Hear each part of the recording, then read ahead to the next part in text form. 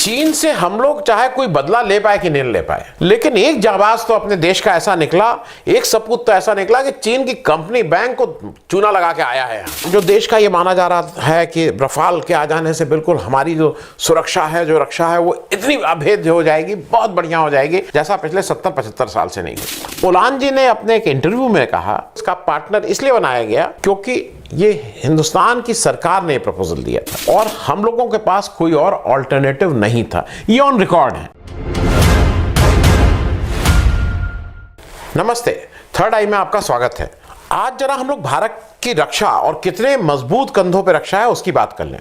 भारत में जो रफाल जहाज आ रहे हैं और उसके जो इंडियन पार्टनर हैं, ऑफशोर पार्टनर बोल रहे हैं, वो श्री अनिल अंबानी जी। अनिल अंबानी जी बड़े आदमी हैं, बहुत सक्सेसफुल हैं, बहुत ईमानदार हैं, सारे बहुत अच्छा दौड़ते हैं, बहुत कम खाते हैं, बहुत सारी अच्छाइयाँ हैं उसमें। मैं ये सारी अच्छाइयाँ इसलिए कह दे रहा हूँ कि अनिल अंबानी जी की एक आदत है, वो किसी को कुछ कहिए तो वो किसी के ऊपर मानहानि का मुकदमा 2 करोड़ का नहीं, 10,000 करोड़, 100 करोड़, 5 करोड़, 500 करोड़ इस तरह से कर देते हैं। तो मेरे लिए अच्छा, वो करते सब मुकदमे जो मानहानि के हैं वो अहमदाबाद से करते हैं, शायद जहां पे मानहानि का मुकदमे का जो है वो फीस शायद 10,000 या 20,000 या 50,000 में ही वो मुकदमा कर देते हैं। अच्छा, अपने को अगर एक बार अहमदाबाद जाना ना भी पड़ गया तो अपना तो बजट ही गड़बड़ हो जाएगा। तो इसलिए भाई उनमें बहुत अच्छाइयाँ हैं, बहुत ईमानदार हैं, बहुत वो हैं। लेकिन जैसे वो तो सब अच्छे हैं, लेकिन दूसरे लोगों में हो सकता है कुछ गड़बड़ी हो। तो अभी एक खबर आई अनिल अंबानी जी के ऊपर, जो सेबी है, जो हिंदुस्तान की मार्केट रेगुलेटर है शेयर मार्केट की, उसने, कुछ लोग कह रहे हैं 3 महीने का, कुछ लोग कह रहे हैं कि जब तक अगला ऑर्डर नहीं आता है का बैन लगा दिया। हिंदुस्तान के न्यूज़पेपर उसको 3 महीना कह रहे हैं, लेकिन खलीज टाइम उसको कह रहा है कि जैसे अगला जब तक ऑर्डर नहीं आता है। तो उनके ऊपर फिलहाल 3 महीने का बैन लग गया है। उनके ऊपर ये बैन सिर्फ उन्हीं पे नहीं लगा, अनिल अंबानी जी पे लगा। उनकी जो कंपनी है रिलायंस हाउसिंग फाइनेंस लिमिटेड, उसके ऊपर भी लगा, प्लस 3 और उनके सहयोगी अमित बापना जी, रविंद्र सुधाकर जी और पिंकेश आर शाह जी के ऊपर भी लगा। ये रिलायंस फाइनेंस भी इसमें बैन कर दी गई है।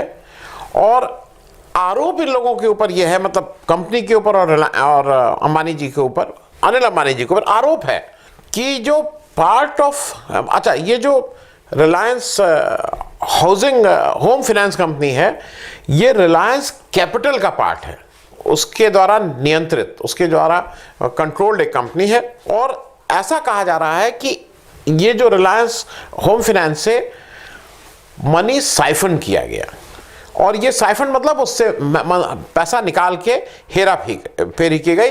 और इसमें ये 3 लोग, अनिल अंबानी जी, हालांकि ये मानना बहुत मुश्किल चीज़ है, अनिल अंबानी जी ऐसा कर ही नहीं सकते हैं, ये सब खबरें भगवान करे झूठी हो, और उनकी कंपनी रिलायंस होम के ऊपर भी ये चार्ज लगा है। इससे पहले कि मैं आगे बढ़ूं, मैं आप लोगों से फिर एक बार आग्रह करूं, मेरे इस चैनल को आप लोग सब्सक्राइब करें, thepublic.india को। आपसे जितने लोगों से हो सकता है हमारी मेंबरशिप ले लीजिए। उस मेंबरशिप में हर महीने आपको एक थोड़ा आर्थिक सहयोग करना पड़ता है, और अगर आप हर महीने का कमिटमेंट नहीं करना चाहते हैं तो 1 टाइम हमारी मदद करने का, एक बार भी हमारी मदद कर सकते हैं, जिसके डिटेल्स बैंक के नीचे दिए गए हैं। अब इस कारण जो, जैसा मैंने बताया कि ये जो इन्होंने कुछ पैसा निकाला था, इसके लिए कंपनी के ऊपर, अनिल अंबानी जी के ऊपर और 3 उनके जो सहयोगी हैं, इन पे ये किसी शेयर को खरीद नहीं सकते, बेच नहीं सकते, ट्रेड नहीं कर सकते हैं, और केवल यही नहीं, डायरेक्टली और इनडायरेक्टली ये नहीं कर सकते हैं। एक तरह से टोटल बैन है इनके ऊपर सेबी द्वारा शेयर मार्केट में जाने से। तो मतलब इसका यह है कि ये केवल रिलायंस होम फाइनेंस के नहीं, बाकी जो इनकी कंपनी है उसकी भी खरीद फरोख्त अभी अनिल अंबानी जी नहीं कर सकते हैं, और बाकी 3 लोग भी नहीं कर सकते हैं। और मैं ये इसलिए बता रहा हूं कि रिलायंस होम को जब आप बात कर रहे हैं तो ये इतना जलेबी है, ये जो कंपनीज हैं वो, उसके बारे में मैं जब खत्म करूंगा तो उस जलेबी के बारे में थोड़ा बताऊंगा कि कैसे जलेबी बनी और क्या क्या हो सकता है।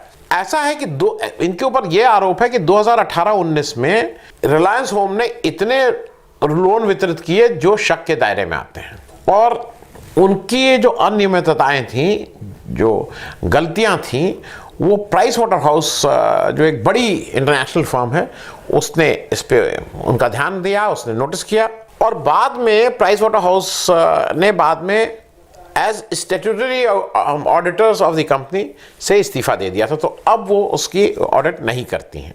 जैसा कि मैं बार बार इसको ये बता देता हूं कि भाई ये अनिल अंबानी जी के साथ जरा जब आप इनका नाम लीजिए तो आपको खतरा लगा रहता है कि मालूम नहीं भाई ये कहाँ क्या कर दें।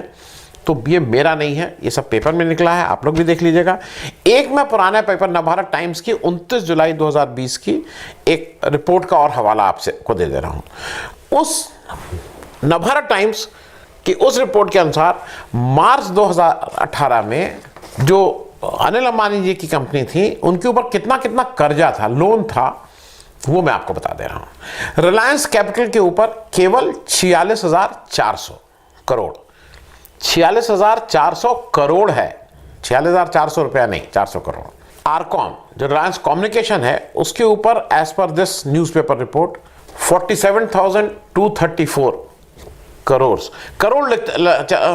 करते जाइएगा। बड़े आदमी हैं, बढ़िया को करते हैं, ईमानदारी से खूब मेहनत से हिंदुस्तान में 4 चांद लगाते हैं हिंदुस्तान की इंडस्ट्री में अनिल अंबानी जी। तो नेचुरली उसमें करोड़, जो भी मैं फिगर बोलूं उसमें करोड़ जरूर कर दीजिएगा, ये सारे कुछ करोड़ से रिलेटेड है। फिर उन्होंने रिलायंस होम फाइनेंस और रिलायंस इंफ्रा, इन दोनों को मिला के जो कर्जा है वो 36,000 करोड़ अपने आप कर लीजिएगा। तो ये करीब 46,000 करोड़, 47,000 करोड़, 36,000 करोड़ बड़े आदमी हैं और बड़े बड़े कर्जे इनके ऊपर नवभारत टाइम्स के अनुसार थे। मैं आपको अच्छा हम इसमें एक और चीज, रिलायंस पावर के ऊपर, वो तो मैं बताना भूल गया, 31,000 करोड़ सबसे कम, मतलब 31,000 करोड़ क्या होता है अनिल अंबानी जी के लिए कुछ नहीं है। वो मैं एक और आपको याद दिला दूं, एक चाइना के एक बैंक ने इनके ऊपर कुछ दावा ठोक दिया था। मैंने उसके ऊपर एक एपिसोड भी किया है, मैं कोशिश करूंगा नीचे डिस्क्रिप्शन दे दूं, एक एपिसोड भी किया था जिसमें लंदन के जो लॉ जहां पे इनका मुकदमा चल रहा था उसने इनकी प्रॉपर्टी अटैच करने की बात कही थी और कुछ इन्होंने वहां ये कहा था कि मैं दिवालिया हो गया हूं। लेकिन एक बात मैं जरूर कहूंगा, चीन से हम लोग चाहे कोई बदला ले पाए कि नहीं ले पाए, लेकिन एक जाबाज तो अपने देश का ऐसा निकला, एक सपूत तो ऐसा निकला कि चीन की कंपनी बैंक को चूना लगा के आया है यहाँ। मतलब किसी के इस समय हम लोग विपक्ष कहता है कि चीन से बदला लो, चीन से बदला लो, लेकिन एक आदमी ने बदला करके उनके बैंक को चूना लगा के बिल्कुल करके निकल के यहाँ आके अपना चैन से रह रहे हैं। तो ये बात तो दिस मस्ट बी, जब भी रिलायंस अनिल अंबानी जी की बात की जाए तो थोड़ा ये ध्यान रखा जाए कि उन्होंने देशभक्ति और राष्ट्रभक्ति के लिए कितना बड़ा काम किया कि चाइना को चोट पहुंचाई है, जो अभी तक कोई और नहीं कर पाया है। इनके ऊपर जो जिस बात को लेके मैं ये सारी बातें कह रहा हूं, जब देश में रफाल, जो देश का ये माना जा रहा है कि रफाल के आ जाने से बिल्कुल हमारी जो सुरक्षा है, जो रक्षा है, वो इतनी अभेद्य हो जाएगी, बहुत बढ़िया हो जाएगी, जैसा पिछले 70-75 साल से नहीं हुई। उसके जो इंडियन पार्टनर बनाए गए हैं, जो हिंदुस्तान में उस रफाल कंपनी के साथ यहाँ कुछ मैन्युफैक्चर करेंगे, कुछ उनके साथ काम करेंगे, वो हमारे अनिल अंबानी जी की कंपनी है। जब ये डील हुई तो उस समय प्राइम मिनिस्टर नरेंद्र मोदी जी जब फ्रांस गए तो उन्होंने फिर ये कहा था कि इससे सरकार का कोई लेना देना नहीं है। अब उस कंपनी को सबसे अच्छे अगर अनिल अंबानी जी लगे, सबसे बढ़िया आदमी ये लगे, तो इसमें मोदी जी क्या करें।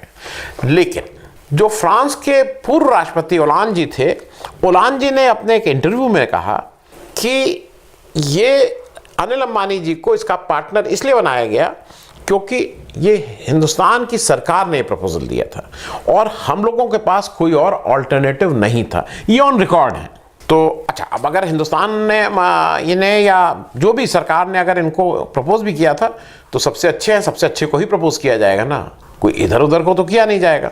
अब फायदा क्या है? फायदा यह है कि उसमें तुरंत एक तो अनिल अंबानी जी का एक फायदा उस समय हुआ था, जो लोगों ने हल्ला मचाया था कि जैसे ही ये डील हुई थी तो उनका ये इंटरनेशनल खिलाड़ी है ना, चीन से लोन लिए, ये फ्रांस में भी इनका एक पैसा बाकी था।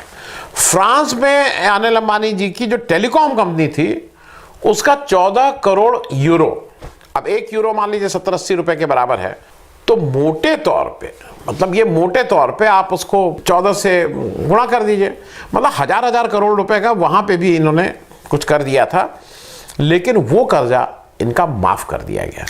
हालांकि मैं फिर बता दूं कि अनिल अंबानी जी और उनके रिलायंस जो उनका ग्रुप है उसने ये कहा था कि नहीं ये कोई डील की वजह से माफ़ी नहीं मिली थी, हमने मुकदमा लड़ा, लौड़बो और जीतबो, उन्होंने मुकदमा लड़के और ये सब करके वहाँ जीत लिया था। तो शायद जैसे इंग्लैंड में इन्होंने बताया ना कि ये दिवालिया हो गए इसलिए पैसा ना दिया जाए, मालूम नहीं क्या था।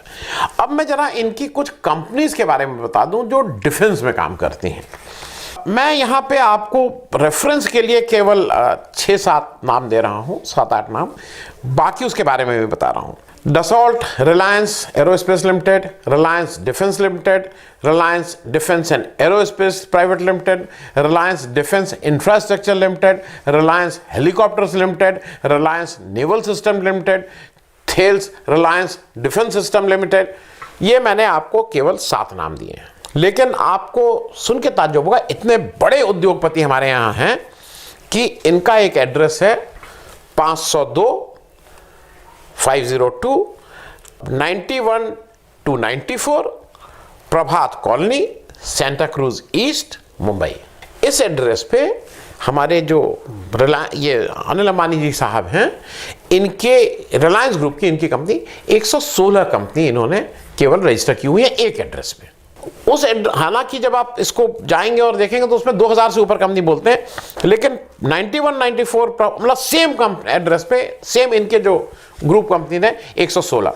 तो बड़े आदमी, बड़ी बातें। तो उस जलेबी में आप कहां ढूंढिएगा कि कौन किसकी होल्डिंग, कौन किसका, वो जरा मुश्किल हो जाएगा। जैसे बड़ी फैमिली में हो जाता ना कि उसके भाई, भाई के भाई, भाई के भाई, भतीजा भतीजा, तो कुछ दिनों बाद लोग भूल जाते हैं कि मेरा ये भतीजा था कि भांजा था, ये क्या था। तो लेकिन ये ऐसे नहीं भूलना। और ये 116 एक ही जगह है। इस तरह के कई कंपनीज हैं अनिल भाई की। उम्मीद है कि आने वाले समय में अनिल भाई इसी तरह से तरक्की करते रहेंगे और उनको देश में, क्योंकि वही जब इतने बड़े इंडस्ट्रियलिस्ट रह गए हैं, उनके बड़े भाई तो एक उनसे बड़े हैं, अडानी जी हैं, अब ये भी एक बड़े उन्नतशील वो हैं। उम्मीद है कि आने वाले समय में इनको और कर्जा दिया जाएगा जिससे ये और बड़े बड़े काम करें। और जैसे चीन को इन्होंने वो ठीक किया है, वैसे जितने भी हिंदुस्तान के दुश्मन हैं वहाँ जाके उन सारे देशों में इनको कुछ ना कुछ काम ज़रूर दिया जाए जिससे ये देश का भला कर सकें। Thank you so much.